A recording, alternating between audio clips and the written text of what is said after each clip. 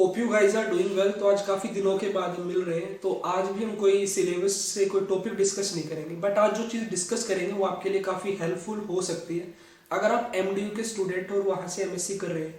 Particularly आज हम बात करेंगे एमएससी जो स्टूडेंट्स लाइफ साइंस के किसी कोर्स से कर रहे हैं। तो आज का हमारा जो डिस्कशन का टॉपिक है वो रहेगा कि हमें एग्जाम्स की तैयारी किस तरह से करनी चाहिए।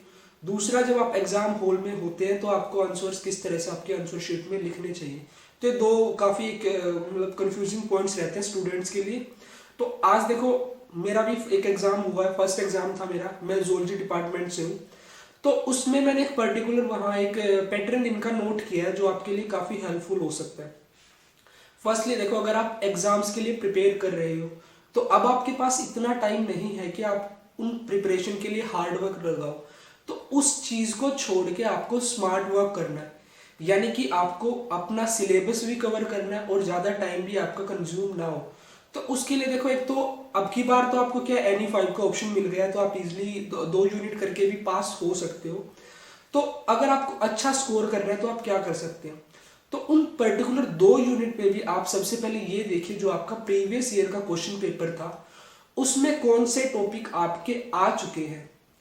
तो जो प्रीवियस ईयर क्वेश्चंस आ जाते हैं नेक्स्ट ईयर यूजुअली आपके नहीं रिपीट होते। मतलब अगर मान लीजिए आपका कोई क्वेश्चन 60 मार्क्स में लास्ट ईयर आ चुका है तो वो इस साल आने के उसके बहुत कम चांस होते हैं। ऐसा हो सकता है कि उस लेंथी टॉपिक को 2 नंबर में 4 नंबर में शॉर्ट में पूछ सकते हैं, बट लॉन्ग क्वेश्चन वो एज इट इज नहीं आएगा।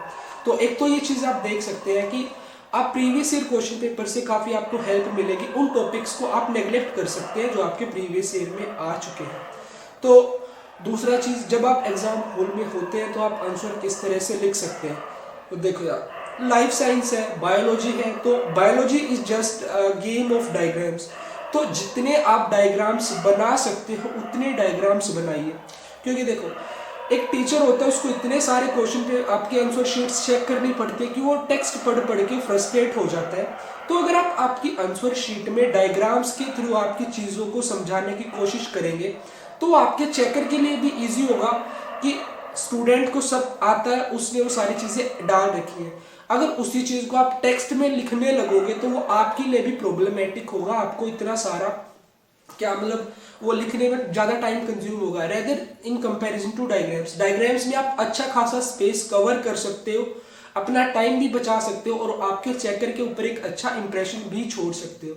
तो ये 1-2 पॉइंट आपके हैं जो आप ध्यान में रख सकते हो। और एक दूसरा यार देखो क्या होता है कि जो शीट्स होती है वो आपको 36 पेजेस मिलते हैं, यानी कि अगर एक ये पेज है तो इसकी एक साइड को हम 1 पेज काउंट करेंगे, दूसरी साइड को 2 पेज। तो इस तरह से आपको 36 आपको पेज मिलते हैं, यानी कि 18 शीट्स होती है जिनके दोनों साइड्स को काउंट करके 36 बनता है। तो उन शीट्स में आप किस तरह से चीजों को कोऑर्डिनेट कर सकते हो। तो मान लीजिए अगर आपका कोई 16 मार्क्स का क्वेश्चन आता है तो आपको 5 क्वेश्चन करने, तो उस हिसाब से मान लीजिए आपको 7 पेज आपको उसके करने पड़ेंगे। 7 पेज इस तरह से मान लीजिए आपकी एक शीट है, 1 पेज 2 पेज, तो इसकी दोनों साइड को 2 पेज हम काउंट करेंगे। इस तरह से आपको 7 पेज किसी तरह से फिल कर रहे हैं। अब दूसरी चीज ये होती है इतना हम उसमें क्या लिखे, कुछ टॉपिक ऐसे होते हैं जो आप समझ में तो आपके आ जाते हैं बट आपके पास लिखने के लिए इतना कुछ होता नहीं है। तो सबसे पहले एक चीज का ध्यान रखिए जो आपके काम आ सकता है शायद।